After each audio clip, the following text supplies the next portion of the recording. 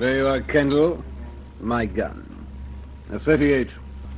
It hasn't been fired in anger for years. Not since I left the Middle East. Well, say something, Kendall. Oh, my dear fellow, you don't mean that Lee Blake was killed by a 38, do you? Oh, I see. You do mean that. But how very interesting.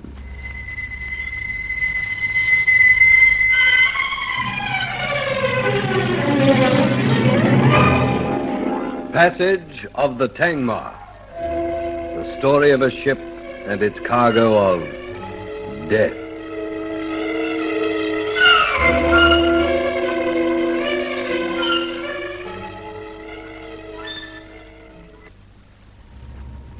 Look here, Kendall. We both know I didn't care for Blake. We got a quarrel with him in the dining lounge only this evening. But I would never shoot anyone in the back. Not even an American.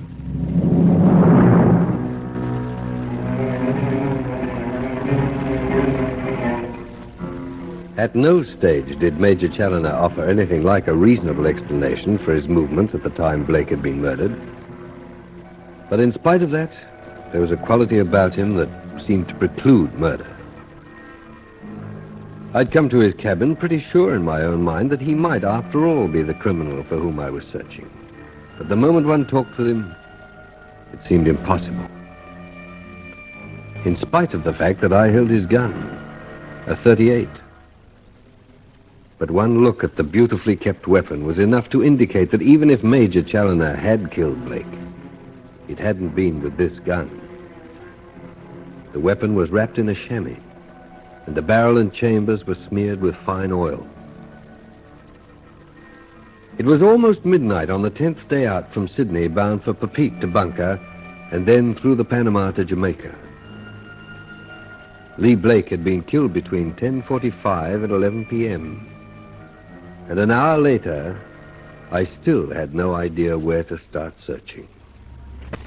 Do I assume myself to be under arrest, Kendall? You were in your cabin when you heard the shots. Yes.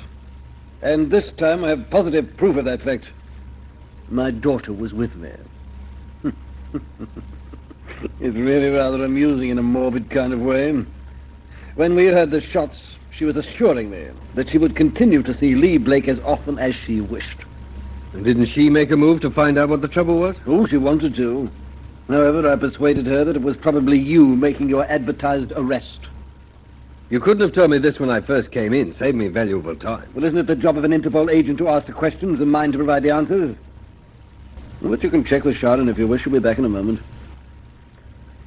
You had another reason to kill Blake. You realize that? No. He was killed in mistake for me. Poor fellow. And Kendall, he didn't, or rather wasn't able to tell you the killer's identity. How do you know that? Well, if he had, you wouldn't be here bothering me. Come in. Father, it's Lee. He's been killed. Who told you that? Doesn't matter who told me, Mr. Kendall.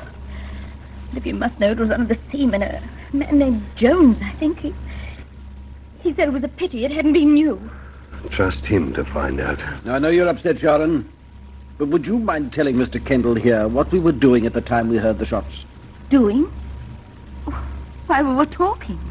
About Lee Blake, as I remember. Yes, that's right. Thank you, Miss Challoner. Mr. Kendall here felt that I might have been responsible, Sharon. I'm afraid you've disappointed him. Now listen, Major Challoner, you've had your fun. You seem to think that it's all one heck of a joke. But remember this, for all I know, you may be the next one on the killer's list, and try laughing at that. I'll have my gun back if you don't mind. Did you hear what I said? I did. That's why I want my gun back. I think it's time it was loaded, don't you? Who did it, Mr. Kendall? Who was it? He has no idea, Sharon. Just as he has no idea who killed Slavin or Miller. It begins to look as though if we're to reach Jamaica, we'd better protect ourselves. Good night, Miss Challoner. You know, Kendall, that plan of yours reminds me of certain military maneuvers. If they succeed, one is decorated. But if they fail, a court-martial often follows. Tell me, Did they court-martial policemen? I assure you, Mr. Kendall, that I was in my cabin. Then when I heard the shots, well, naturally I went to investigate. Do you mind? I'm awfully tired, Mr. Kendall. Do you possess a gun, Tuker? Me?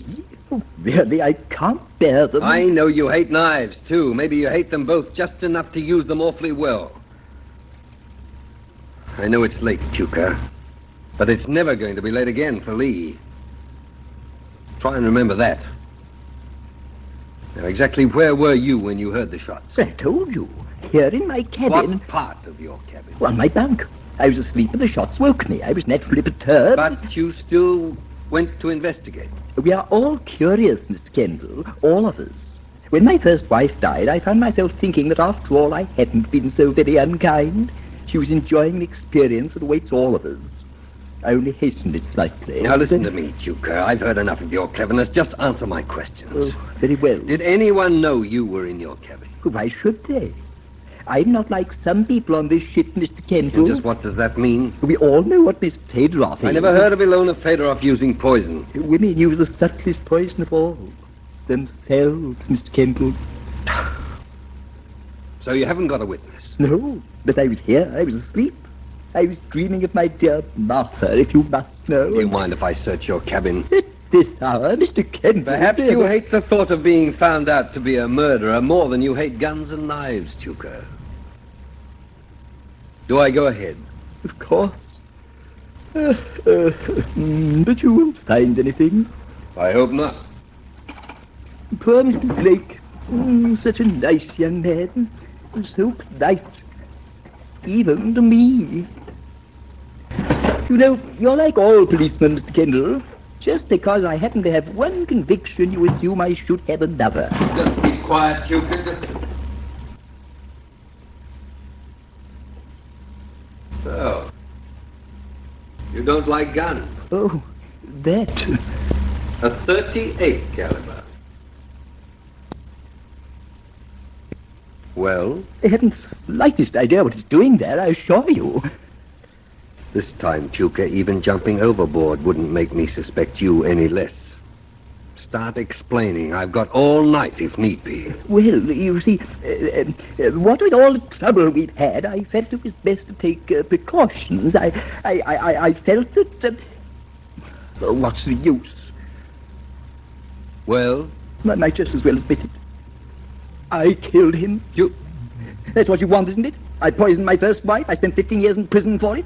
I might just as well go back to prison. Then it'll all be satisfied, all of you. Listen, Tuker. I killed him. I sneaked into your cabin and I killed him. When you fired, was he facing you? Yes, he was. And how many shots did you fire? Does it matter? I killed him. You've got your man, Mr. Kendall. So go on, arrest me. Go on, arrest me. I've been expecting this ever since I stepped aboard. Now it's come. I'm glad it's come. I killed Miller and Slavin and I... Oh... Blake was shot in the back, Tuker. I didn't come into your cabin to pin a murder charge on you. The way you're behaving, I almost wish I could. They all despise me. You as well. You might just as well arrest me. I can tell just the way they look at me. That Major Challoner... Tuker, shut up. So you're that scared, eh? I am scared, of course. Well, who wouldn't be? And you imagine if I arrest you, you'll be at least safe. Is that it? It doesn't matter a hoot to you that someone else might get a knife or a bullet. All you're thinking of is your share of the Whedderman million. Well, it won't work, Tuker. Mr. Kendall, listen. I want the truth, Tuker. This gun, have you ever used it? Never, Mr. Kendall. I wouldn't know how it worked. My wife was so worried about my safety, you see, that I brought it along just to please her. Have you any ammunition for it? None at all. Good night, Tuker. But Mr. Kendall, Better lock this, Tuker.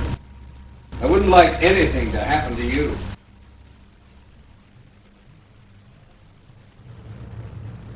Stop engines. Stop engines, sir. A beautiful morning, Kendall, with a cloud in the sky. Maybe not in your sky, Skipper. We're well ahead of schedule. Boat drill, Kendall. Listen, Skipper, I'm anxious to get to Papeete, too. I'd like to get there also, but boat drill, it's overdue. And it's just the morning for it. Quartermaster, tell Harris and the bosun. Have the port side boats cleared away. Right, Captain. Oh, and Quartermaster, tell Harris to inform the passengers. Boat deck on the double, wearing life preservers. Okay, skipper. You know, Kendall, Harris might be right.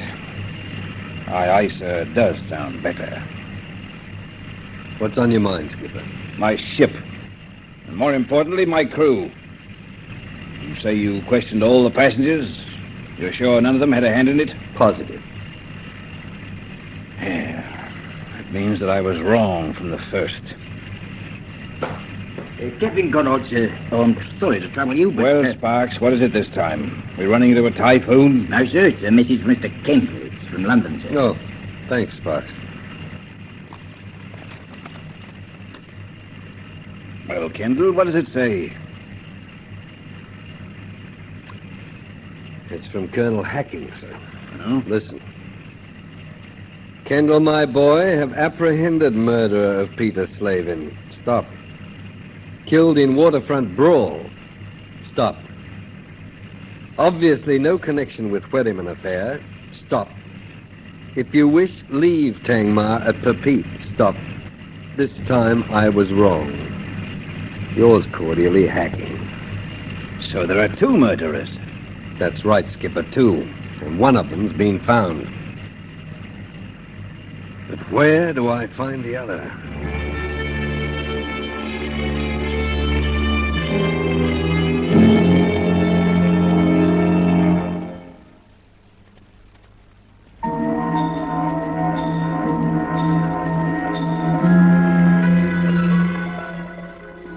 The Tangmar must have looked like that line from the Ancient Mariner, a painted ship upon a painted ocean, as the boats were lowered away for drill.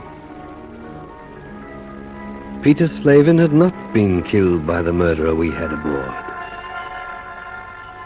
Then why was it that death still shared with us this passage of the Tangmar?